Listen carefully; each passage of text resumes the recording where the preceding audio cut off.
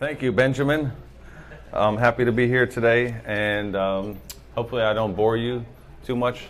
And my name's Eric Mullins. I am originally from St. Paul, Minnesota. That's where I was born, and I grew up in the Midwest briefly, and until my mom, who's here today, so she's over there if you want to talk to her later. We moved down to Florida when I was pretty young, and I grew up in Memphis, Tennessee, which is really great for music, which that's my background. And then I ended up moving to New York City and got my bachelor's degree from the New School. And I met my wife in Memphis, who she's not here today. She actually is playing music somewhere right now, but her name's Marina. She was one of the first teachers at Dayspring back when they started in 2000, right? Yeah. And so that we moved down here, down to Florida. And I actually taught at Dayspring for about a year or so. And in 2007, we started Mullins Music, which is a nonprofit music school and recording studio and event space in downtown Newport Richey. So I'll plug that later, but that's not why I'm here to promote myself. But I will a little bit. So I'm going to, and we have prizes, by the way, too. So pay attention. Let's see. I'm going to propose an idea to you today that hopefully I can make you think, because I am a teacher. Oh, that's one thing. I never wanted to be a teacher. When I was in high school, I always, around the time I was in ninth grade, I got really serious about music, and everybody said, you should get a teaching degree. That way you'll have a secure job. Well, I don't think there's any such thing as a secure job, but I was like, I just want to perform music and play, and travel around the world and stuff. So I never got a teaching degree. I went for performance, and lo and behold, I became a teacher. And I taught at Dayspring. I taught at a few other schools. I started out in Memphis, in the Memphis City Schools. Taught for like 13 years. So I do love teaching. So we're gonna let the cat out of the bag. I don't know. I just thought you guys would like a cat picture, honestly. So before we're here to talk about like why is music important for your learner, for your kids. And I know a lot of you already know that it's important. Maybe you just took a little bit of morning off of work to be here, and that's cool, But I want to, before we talk about specifically why is it good for young people, let's propose the idea that music is essential to survival. So I have some really cool examples throughout history about why I think they illustrate the point that music is, not only is it important for us, for our brains and stuff, we'll talk about that, but it's like literally, well, you'll see. Let's just get into it. Okay, so the first example is, I thought, like, what is like the oldest instance that we could think of where music was used for, and I thought of war came to mind, like the Civil War, people marching, with music, and then I thought about like, this is supposed to illustrate the Battle of Jericho, and there was trumpets, bringing down the walls of Jericho, and also in the Bible talks about King Saul, who was like tormented by evil spirits, and he called upon David to play music for him to soothe, to calm him down. How about this one? Does anybody? I got a sticker if anybody knows what this picture is. All right. Well, hopefully you're going to learn something today. This is not. Sorry. Oh. Probably some of you know this story. You've heard about this story. This is from World War I. And on Christmas Day, there was like this famous Christmas Day truce. Did anyone ever hear about that? And this is actually a real picture from that day. There's some German soldiers here and some British soldiers, and they were they literally had trenches, back then in that style of warfare. And on Christmas Day, some of the actual accounts where they heard somebody singing, I think they were, "Oh, Come All You Faithful," and then "Silent Night." But like one of the soldiers heard it being sung in German, and then the other ones joined in, and they literally had a truce, for the day. So, and then they had a barbecue too. I think I read, which is pretty cool. Oops. Okay, this is really something that's really interesting to me now. I've discovered this guy recently. The gentleman in the blue shirt. His name is Francesco Latoro. He's an Italian musician, but for the last 30 years he's been dedicating his life to the preservation of music that was composed, or not just music, but primarily music that was created in concentration camps during World War II. So this is I actually chat with him on Facebook sometimes, but because I'm so interested in what he's doing. This is him, and that gentleman on the left is the son of a guy who was in a concentration camp in 1943. And the guy on the left, his dad was there. His dad died. His dad froze to death in the concentration camp. But he wrote. They were able to preserve over 250. Here's a close-up of it. These are some. This is some music that guy's dad wrote while he was in concentration camp, and one of the superintendents of the concentration camp smuggled it out to his family, and that guy was killed, obviously, when they found out what he was doing. But I first heard about this one at a commencement speech, and somebody was talking about this guy, Francesco Latoro. And I mean, I think that really illustrates, how important music is to survival. If somebody is in a concentration camp and they're still creating like hundreds of pieces of music. And this guy, so he's actually preserved, as of today, as of right now, over 8,000 songs and 12,000 pieces of like artifacts of music from the concentration camp. So it's really cool. Look him up, Francesco Latoro. Okay. Now I know somebody knows who that is. Come on, people. Wake up. Did you not have coffee yet? There we go. All right. Can you give her a sticker? All right. You get a sticker. That's Louis Armstrong. This is in 1960. Jazz was like, the most popular style of music up until like this time. When rock and roll came, it was all over that. But Louis Armstrong was like a worldwide superstar. He was like, Jay-Z of his time, literally. So what happened was in 1950, this picture was taken in the Republic of the Congo. In 1959, there was like they overthrew the prime minister, and there was all sorts of unrest. Nobody in their right mind would travel there. But there's a lot more to this story that I have time to go into, involving like the CIA and Russia and stuff. But but believe it or not, Pepsi, you can see this on the left there. Pepsi decided that they were opening some new plants throughout Africa, but they sent Louis Armstrong down there he had already traveled all over the world, playing for the troops and stuff. But they sent him down there to do a concert. So there was a civil war going on at the time in the Congo. And when he went down to do his concert, they were scrambling around trying to find a piano, and like they couldn't find microphones. They were expecting like maybe 1,000 people would come out. So over 10,000 people showed up, and that civil war was going on. They had a 2-day truce when he came to town because of his concert. That's how much they respected him, and so I thought that was a cool story. And if you're interested in more, learn about that. There's a Louis Armstrong archives. Like he had a house that he lived in Queens in New York City, and they have it all on their website. That's where I grabbed this picture from. But how about this one? Here's another one. I know who's the guy in the middle there. Yeah, who said it? All right, we got another. Yeah, shout it out. I got some stickers here. That's James Brown, and the guy on the right. This is really interesting because this is related to just we didn't celebrate. It's not something to celebrate. A few days ago, we marked this anniversary of this event. That's the mayor of Boston on the right. This was taken April 5th, 1968. So what happened on April 4th, 1968? Does anybody know? Any history buffs in here? Martin Luther King was assassinated on April 4th, 1968 in Memphis, Tennessee. So James Brown was scheduled to perform at the Boston Garden Arena in Boston on the day after, on April 5th, 1968. So if anybody knows anything about that time in history, there's a lot going on. As soon as Martin Luther King was assassinated, riots erupted everywhere. They came together. James Brown was like, I'm not going to do this show because I don't think this is a good idea at first.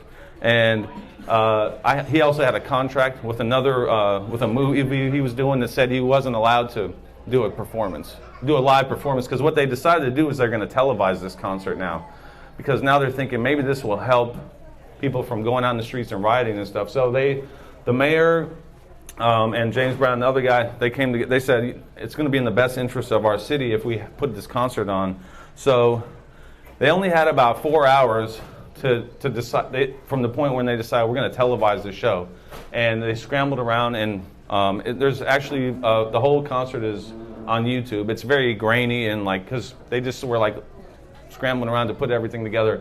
But it was a very important moment in history, and it did make a difference in terms of the amount of things that were going on. There was reports, actually, during the concert footage, people are coming out and they're saying, well, there's reports of the streets are quiet, nobody's rioting. You know, I think in Chicago that the same night, there were like a bunch of people, several people were killed. There was like thousands of people, you know, the city was burning and stuff.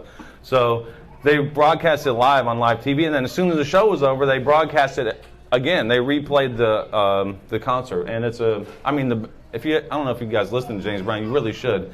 I always tell my students to, if you want to learn about rhythm and play music well, you should listen to James Brown. But the concert, it's killing. It sounds really good. So that's another important historical moment. How about this picture? Look at that.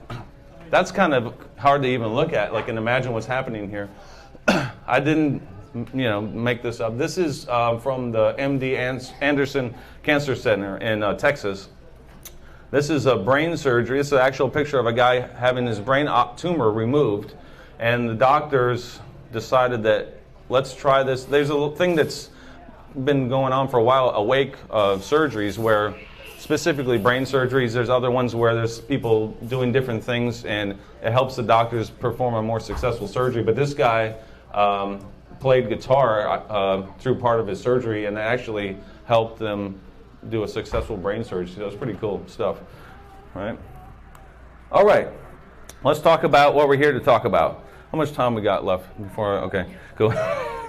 I could talk about music all day.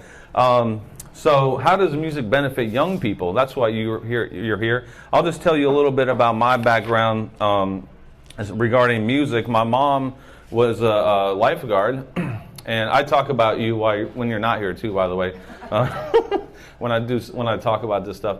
And when I was really young, we were at the swimming pool, and my mom met a lady who her kids wanted swimming lessons, and she basically bartered. I went and took piano lessons, and my mom gave the kids swimming lessons. That was how I got started in music. And then when I was in middle school, I took up the saxophone. We didn't have any money. My grandfather got me my first saxophone, and I got into music, and I joined the band at school, and I was really into it, and then I got too good for my, not to pat myself on the back, but just awesome. I could play, quarter notes sooner than the other kids, let's just say. And so then I was like, I want to quit, this is boring. They were still working on hot cross buns, and it's like the Christmas concert coming up. And so then I got music lessons, which also my family helped pay for that. And that's a big part of Mullins music. I'll tell you about that later. So that was my introduction into music, and then I got hooked on jazz, and then it was all over at that point. But joining, I'm going to give you some concrete examples in a minute, some data and stuff. Some people like that. It's like, well, where do you get this information? But I mean, being in a band, there's so many benefits of that when you're having kids. I mean, first of all, learning an instrument takes so much discipline. At Mullins Music, we really teach people that it's about a language. Learning a language is that's how we teach them to learn music. So learning an instrument takes time and discipline. A lot of parents say, well, my kid wants to learn a guitar, but can we just try it out to see if he likes it? Well, guess what? You might not like it the first day, actually. Especially guitar, that kind of hurts your fingers if you ever played it. It's called, putting in some time and commitment to something. So we always tell people, commit to it for a semester, and try it out. Nobody's going to master an instrument in a day, and actually no one will ever master an instrument. If you ever meet anybody that says they mastered an instrument, they're lying. So there's always something new to learn. But let's see. Let's talk about. Here's a couple of actual things that with the sources mentioned. This is from University of Southern California. They did a study, and they have a thing called the Brain and Creativity Institute over there. This is actually a picture of some of the people involved, and they actually took a group of underprivileged kids from, I think it was Los Angeles, and they divided up into groups. One third did music studies, one third did sports, and then the other one was like the control group that didn't do anything. So it was a 5-year study. When 2 years into it, they discovered that the kids in the music program were maturing, their brains were maturing faster than the other kids in the other programs. And it mentions something called latency. in the study, which is interesting because we use that in music. We talk about latency. Like if you play, like this would be a good example, an electronic drum kit. If you hit it, the amount of time it takes for that signal to get to the speaker, go through the computer. And if you have if you need like a RAM upgrade on your computer or something, or your computer, your hard drive's full, if you hit it, it's going to be like, bam, and so you got to fix that. So the kids in this study, the latency was like super low in their brains compared to the other kids. So there you go. This kind of goes back to what I was talking about with my own experience. This is a guy from the university in Berlin, Dr. Kolsch, and when playing music in a group, individuals have contact with other individuals, engage in social cognition, participate in co-pathy, which is the social function of empathy, communicate, coordinate their actions, and cooperate with each other, leading to increased social cohesion. Music making is special in that it can engage all of these social functions effortlessly and simultaneously. How about some, I don't know if we can see that far.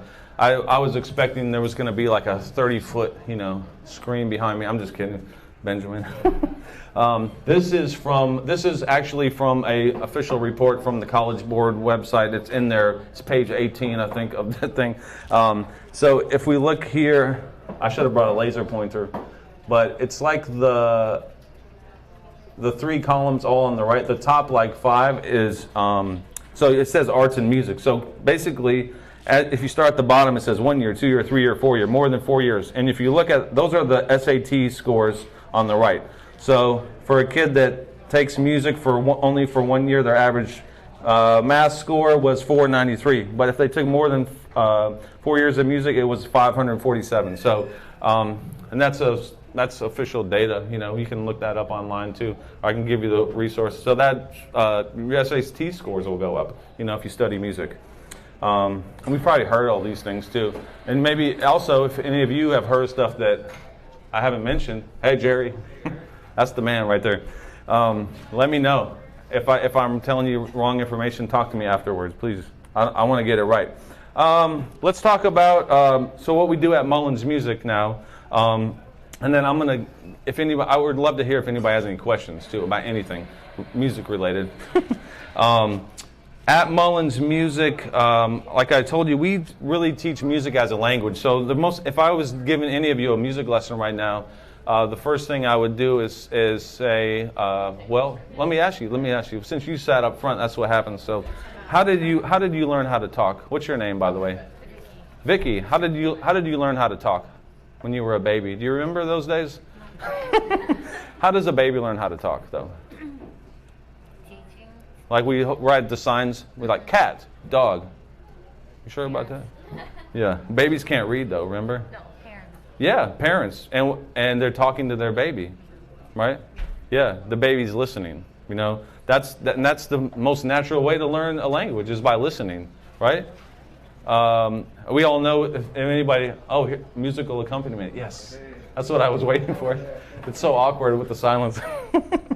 We all know that you can't if you try to take like Spanish in school and stuff, it's very hard. Here's the book, go study your Spanish tonight. Whereas if you just go and live in Mexico for a year, you're going to be fluent in Spanish.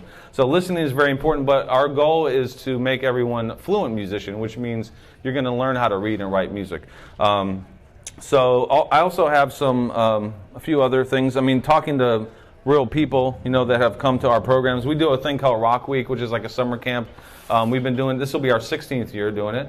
And these are some testimonials from Rock Week. This is from a parent. It wasn't just about the music.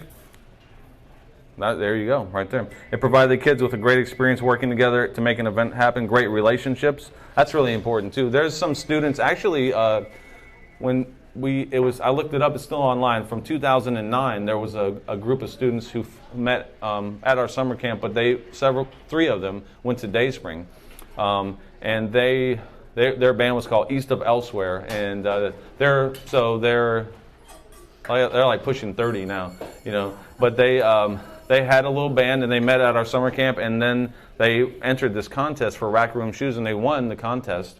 And it was crazy. Like this was at I don't know what the campus is called, the original building, Harmony campus. Yeah, like Yeah, so, yeah. The news people came out. The news station came out and they played, and they got a $5,000 prize. Plus, they all got to get free shoes from Rack Room, and they got to go to the store in a limo. But those that was fun. But those kids are still two. I know 3 of them they still talk to each other. They're still doing music and stuff, which is really cool. They're all doing successful things in their life.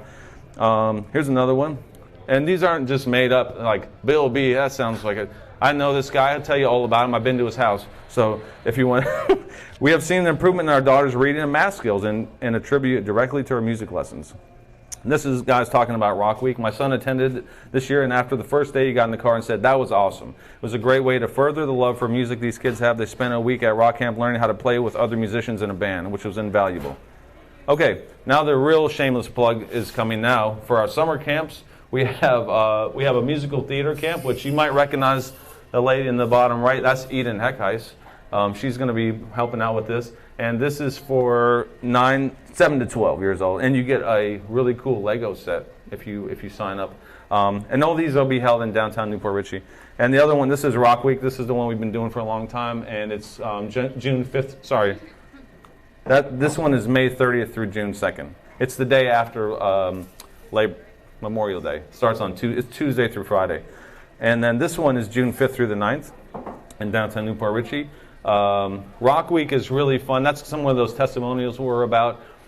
Students come, they have to audition, and then there's a theme every year, but we don't tell them the theme until the day they get to the camp. And it's 9 to 4 every day. They're placed into a band with some other kids, and each band has a mentor teacher, a professional musician that mentors them all week. We spend the first hour every day doing music history and some music theory stuff. Most of the day is rehearsals. And then that last hour we have some fun games. And then Friday night we have a big concert that's free and open to the public. And we have lights and a professional sound company and everything with that. So that's a little bit about what we do at Mullins Music. So I think that's the end of there's our website too, if you want to write that down. You can just put us into Google. I'm sure I probably might have skipped some stuff, but does anybody have any questions? Yes? Do you have an option where the child can explore like different instruments to see what they do want to play? We have that for young kids under 5. It's called Animal Adventures, and that's exactly what that program is geared towards. For a kid that maybe isn't ready to have the discipline of doing one-on-one for half an hour. But how old is the kid you're thinking of? 13? Okay. Have they ever done music before? She plays the ukulele. That's it? No other prior experience? Well, her sister taught her a little bit of the piano, but she's not here right Yeah. now. I would say start with the piano. Do some piano lessons. But again, like I was saying earlier, you won't know if you like it for a while. It's more, and a lot of times it's really what people want to know is, am I going to like my teacher? I think that's more important. And we'll give you a refund if you're not happy after your first lesson. But it takes time. But for somebody with like what you described there, with the amount of experience they have, I always recommend people start on the piano if they don't know what they want to start on, because the piano has an easy. At the beginning, it's easy because it doesn't hurt your fingers. You don't have to spend days getting a sound out of it, like with the trumpet or saxophone. And it teaches you rhythm, teaches you harmony, and it's the best instrument if you ever wanted to write music. It's the best instrument to know how to play. But it stinks when they go to college because the big old piano at home is not like you can roll it. They have some nice keyboards, yeah. And actually, usually students who get serious about the keyboard, they want a real piano. And the real pianos, they're giving them away all day long on Craigslist. Yeah, trust me. You just got to find a truck and some strong people and a piano tuner. But yeah, so does anyone else have any questions about anything? Don't be shy. Yes? For like a 5-year-old and a 4-year-old, what would you say to start with? We have guitars and pianos at our house. Yeah, They listen. My husband plays the guitar all the time. Cool. I have the piano and all the kitty things that I learned as a kid. Their attention span is really Right. That's the big thing, like the attention span. That's why we started Animal Adventures. Animal Adventures is, which Eden Heckheist does that. It's kind of introduces the kids to different things. It's for under 5, or we even have some kids that are 5 that are doing it. But they go through learning about different instruments. It's a half an hour one-on-one session. And they learn a little bit about the piano, the guitar, the different instruments. They learn some basic stuff. They do a lot of singing songs. We're also going to be probably expanding that into a group class later this year, kind of like the mommy and me, or the whoever and me, like the dad or the grandpa, bringing that comes into the group, kind of like kinder music. We might be doing some. I would say for 4-year-old, probably definitely like the Animal Adventures will be good, but 5 is the limit for piano lessons at Mullins Music, and you don't really know till you do a lesson. And some 5-year-olds are super like together and like focused, but some aren't, as we all know, So some of our kids that started piano that are 5, it was just like circus, and we were just making jokes all the time, running around. It was like, hey, you know what? You should do Animal Adventures. That's better, because sitting here for 30 minutes trying to focus, is too much. So we just have to try it out. Yeah. All right. Anyone else? You were going to talk about financial assistance. Oh yeah, thanks for mentioning that. When I was growing up, we didn't have money, so thanks to some family members, I was able to get an instrument and lessons. But we're a nonprofit organization, and we do offer scholarships. Right now, our scholarship for the summer term, the application is on our website right now, mullinsmusic.org. And all you have to do is fill it out, and you do have to prove that your status, sort of, like that could mean different things, like it might be some documentation of your financial situation, or there also is a requirement of the student has to write a personal statement about why they want to take lessons. And our summer term starts on May 1st, and that goes May through August, and then our fall term starts in September. We have 3 terms: spring, summer, and fall term. So each term, about a month beforehand, we open up our scholarship application, and we have a fundraiser too for the scholarship. So if anybody here is feeling like you'd like to donate to that scholarship fund, you can do that too online. Yeah. Yes? What are your hours of operation? We don't have regular hours, unfortunately. It's by appointment only, but generally Monday through Friday. Right now we don't do lessons on the weekends. We also have an event space in downtown Newport you call the Music Gallery, and we have concerts there, and you can rent it out for private events and stuff. So that's kind of takes precedent on the weekends, but if you just call us or email us, we can work out something. I think we have 8 or 9 teachers right now. But sorry, go ahead. So for working parents, do you have like a 5 to 6 or 6 Oh, to 7? yeah, definitely. Yeah, we have some people that come in the daytime, they're homeschool or they're retired, and then we teach until, I think our last lesson ends at 8 right now, but yeah, we absolutely can do that, yeah. Anybody else gotten anything? Oh, yes. Besides the under 5 sessions that you do, and then show off a week and all that, if you were experienced one-on-one. Yes. Aside from the summer camps, we don't have any group classes. Is that kind of what you were asking? Yeah, we've done a guitar class in the past. Right now we don't have anything like that. Doesn't mean we won't do it in the future, but aside from the summer camps, yeah, it's all one-on-one instruction. Yeah. Is it 30 minutes, no matter what age you are? Yeah, we do offer hour lessons. It's 30, and by the way, in case you're wondering, it's on our website, but half an hour is $30, an hour is $50. And pretty much everyone does half an hour, and we never start anybody with an hour. There's a few people that like to do hour lessons. Usually older adults like to do that. But especially young kids, definitely you don't want to do more than 30 minutes. And what would you suggest for like kids that are kind of between like 6 and 9, don't have any experience with music, but piano is what we're looking at? How many days a week?